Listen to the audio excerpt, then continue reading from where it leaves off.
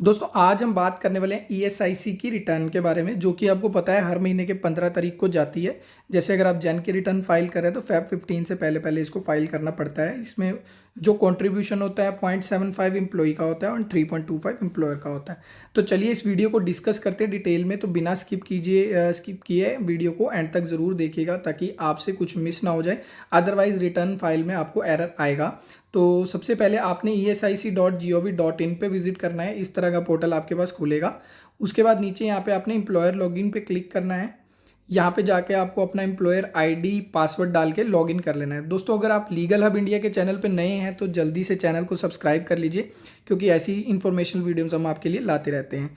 और ये देखिए हमने यूज़र आईडी और पासवर्ड के साथ लॉगिन कर लिया है। अब हमारा जो है ईएसआईसी का डैशबोर्ड आपको यहाँ पे दिख रहा है। कुछ इस तरह का आपको डैशबोर्ड दिखेगा। Employer, employee and monthly contribution, 3 columns यहाँ पे डिवाइड हुए हैं। तो यहाँ पे इसको आपने आई एग्री कर देना है। ये पॉपअप आपके पास आएगा। तो सबसे पहले हमने एम्प्लॉई वाले फर्स्ट कॉलम पे क्लिक करना है। ये कॉलम उस चीज़ के लिए है कि जो हमारे ईएसआई में हमने एम्प्लॉयज़ ऐड किए हैं उनकी डिटेल्स यहाँ पे हमें बताता है। तो ये हम एक्सेल शीट यहाँ से डाउनलोड कर सकते हैं। ठीक है, तो ये यहाँ पे डाउनलोड पे क्लिक कर लिया है। जो फाइल है वो हमारे कंप्यूटर में सेव हो गई है। तो अब यही फाइल हम खोल लेंगे और इसी के ज़रिए जो है हम हमारी रिटर्न बनाएंगे। और आगे मैं आपको बताने वाला हूँ कि किस तरीके से हमको कंट्रीब्यूशन बनाना है, ईएसआई की फ़ाइल जो है अपलोड करनी है और कैसे इसकी पेमेंट करनी है। तो वीडियो स्किप बिल्कुल भी मत कीजिएगा, एंड तक ज़रूर देखिएगा। तो ये देखिए जो हमारी एम्प्लॉयज़ की डिटेल है ये मैंने डाउनलोड कर लिया। यहाँ पे ये इनके आईपी नंबर्स आ गए हैं 10 डिजिट्स के। उसके बाद उनका नाम आ गया है, डेट ऑफ अपॉइंटमेंट आ गया है, डेट ऑफ बर्थ और इनका जेंडर आ गया है। अब मैं आपको बताऊंगा कि हमें ईएसआई की रिटर्न बनानी कैसे है। ये थर्ड कॉलम पे आप देख रहे हैं मंथली कंट्रीब्यूशन में फाइल मंथली कंट्रीब्यूशन, आपने इस पर क्लिक करना है। आपने यहाँ पे मंथ सिलेक्ट करना है कि किस मंथ के लिए आप रिटर्न फाइल कर रहे हैं। नीचे आपको ये यहाँ पे एक सैम्पल एक्सेल की शीट आएगी, वो आपने डाउनलोड कर लेना है, क्योंकि इसी एक्सेल की शीट में डेटा डालने के बाद हम इसको अपलोड कर सकते हैं। तो ये जैसे कि मैं आपको दिखा रहा हूँ, ये फाइल डाउनलोड हो चुकी है। अब इसको ओपन करके आपको दिखाता हूँ कि ये कुछ इस तरह की फाइल आपको यहाँ पे दिखेगी। ये कुछ इंस्ट्रक्शंस हैं यहाँ पे, रीजंस। अगर आपका एम्प्लॉई लीव पे है, ठीक है, या विदाउट रीज़न चला गया है या उसने सर्विस लेफ्ट कर दिया, तो वहाँ पे ये कोड डलेगा ताकि नेक्स्ट मंथ से वो एम्प्लॉई वहाँ पे ना दिखे और हमें उसका कंट्रीब्यूशन जमा ना करवाना पड़े। तो अब आगे मैं आपको दिखाता हूँ किस तरह की शीट आपको दिखेगी। यहाँ पे देखो विदाउट रीज़न में 0 है। ऑन लीव अगर कोई एम्प्लॉई है तो उसमें 1 कोड डलेगा। अगर सस्पेंड हो गया कुछ है तो वहाँ पे एम्प्लॉई को 2 डलेगा, रीज़न कोड 2 डलेगा। तो यहाँ पे आपको आईपी नंबर डालने हैं, आईपी नेम डालने हैं। उसके बाद कितने दिनों के लिए वो आया है उस मंथ में वो डालना है। टोटल मंथली वेजेस जो भी आपने उनकी बनाई है आफ्टर डिडक्शन ऑफ सैलरी वगैरह, तो वो आपने यहाँ पे डालना है। और ये जो मेरे एम्प्लॉयज़ हैं वो मैं यहाँ से कॉपी कर रहा हूँ, उनका आईपी नंबर और उनका नाम। तो यहाँ पे मैं इसको कॉपी करने के बाद यहाँ पे शीट में पेस्ट कर दूंगा। पेस्ट करने के बाद देखिए नीचे आपको ये आइकन दिखेगा। इसे आपने यूज़ डेस्टिनेशन थीम पे ही क्लिक करना है, जो सेकंड ऑप्शन है यूज़ डेस्टिनेशन थीम। उसके बाद हमने यहाँ पे नंबर ऑफ डेज, आपकी जो सैलरी शीट बनी होती है वहाँ से आप पिक कर लीजिएगा कि कौन सा एम्प्लॉयज़ लास्ट मंथ में कितने दिन आया है। उसके हिसाब से उसकी आपने यहाँ पे टोटल वेजेस बना लेनी है। और यहाँ पे आपने रीज़न कोड दे देना है। अगर कोई एम्प्लॉई का ईएसआई आप जमा नहीं करवा रहे हैं तो वहाँ पे आपको रीज़न कोड देना पड़ेगा। तो यहाँ पे मैं एक बार सारी शीट फिल कर लेता हूँ। Number of days and total monthly wages यहाँ पे मैं डाल देता हूँ। उसके बाद मैं आपको दिखाता हूँ कि कैसे आपने इसको आगे प्रोसीड करना है। तो दोस्तों उम्मीद है आपको ये वीडियो अच्छी लग रही होगी। तो आप इस वीडियो को एक लाइक ज़रूर कर दीजिएगा, काफ़ी मेहनत लगती है ऐसी वीडियोज़ बनाने में। और अगर कोई इशू है और कुछ आपको समझ नहीं आ रहा तो आप कमेंट ज़रूर कीजिएगा, हम रिप्लाई करने की पूरी कोशिश करेंगे। तो ये देखिए मैंने यहाँ पे number of days and total monthly wages जो है यहाँ पे डाल दिया है। उसके बाद रीज़न कोड में यहाँ पे देखो मैंने 1 डाल दिया है 2 एम्प्लॉयज़ में, और 1 एम्प्लॉय में मैंने यहाँ पे लास्ट डाल दिया है, सॉरी 2 डाल दिया है। तो 2 का रीज़न मैं आपको बता देता हूँ। एक जो होता है ऑन लीव है, 2 का रीज़न है कि उसने जो है सर्विसेज छोड़ दी हैं। अब जिसने सर्विसेज छोड़ दी हैं तो उसकी यहाँ पे हमें डेट डालनी पड़ेगी, लास्ट वर्किंग डे क्या है। ऑन लीव पे हमें डेट डालने की ज़रूरत नहीं है। अगर सर्विस ही लेफ़्ट कर दी है तो हमें date of last working day यहाँ पे डालना पड़ेगा।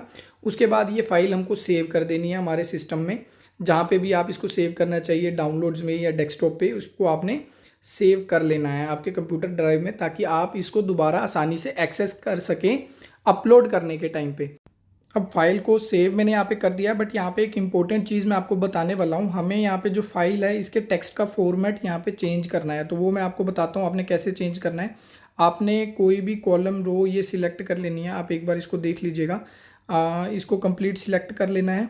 उसके बाद आपको डेटा में जाना है, जैसे कि अब मैं ए नंबर रो सिलेक्ट कर रहा हूँ। उसके बाद आपने यहाँ पे डेटा में जाना है।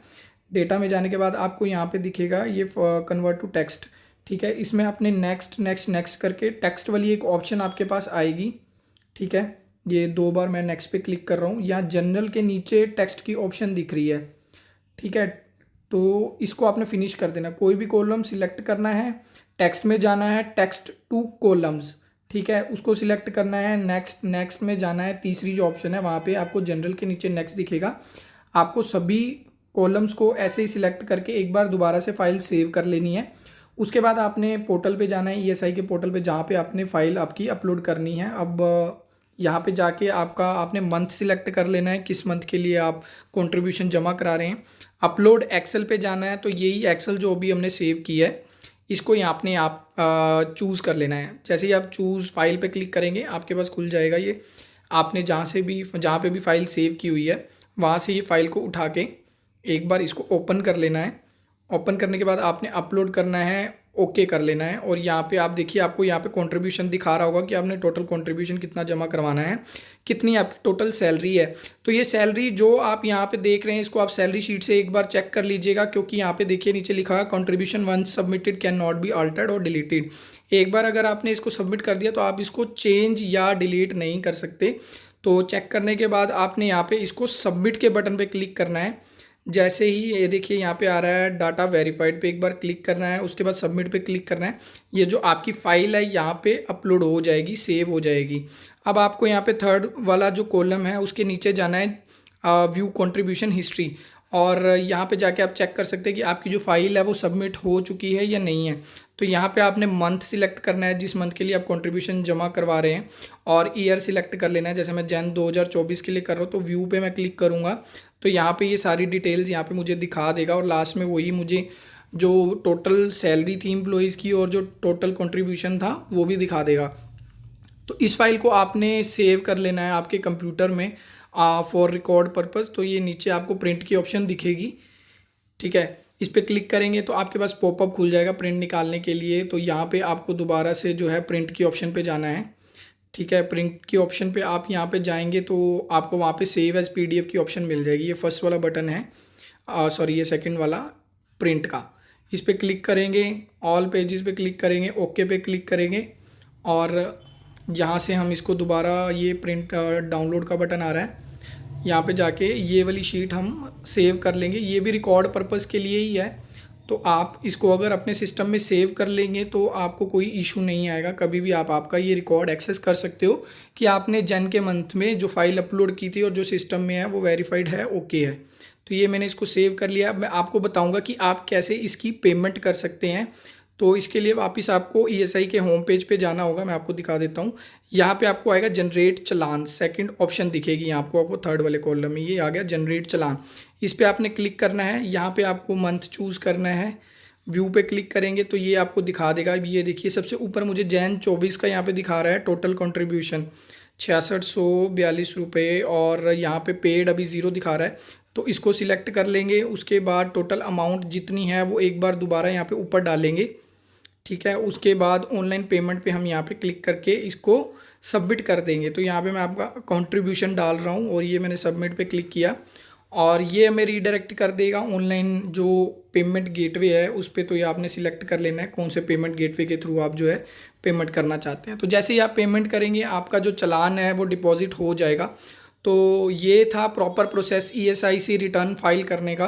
तो उम्मीद है आपको ये वीडियो पसंद आई होगी, और अगर आपके कोई डाउट हैं, कोई क्वेरी है तो आप हमें कमेंट करके ज़रूर पूछ सकते हैं, और हमारी टीम प्रॉपर कोशिश करेगी कि आपको साथ के साथ जो है हम उसका जवाब दे दें। अदरवाइज़ आप जो है अगर कंसल्टेंसी लेना चाहते हैं, अगर एक एक्सपर्ट से जो है आपकी ईएसआई रिटर्न फाइल करवाना चाहते हैं, तो आप लीगल हब इंडिया के एक्सपर्ट की गाइडेंस ले सकते हैं, उनकी हेल्प ले सकते हैं काफ़ी नॉमिनल प्राइस पे। आप हमें ऑनलाइन भी कॉन्टैक्ट कर सकते हैं, अदरवाइज़ आप हमें स्क्रीन पे दिए गए नंबर पे कॉल कर सकते हैं। यहाँ पे नंबर का एक बटन है उस पर क्लिक करके भी आप डायरेक्टली कॉल कर सकते हैं, या राइट साइड पे आपको व्हाट्सएप का बटन दिखेगा, उस पर क्लिक करके भी हमें कॉन्टैक्ट कर सकते हैं। तो उम्मीद है आपको ये वीडियो काफ़ी इन्फॉर्मेशनल लगी होगी। तो चैनल को सब्सक्राइब करना ना भूलें और मिलेंगे नेक्स्ट वीडियो में। तब तक के लिए टेक केयर, बाय बाय।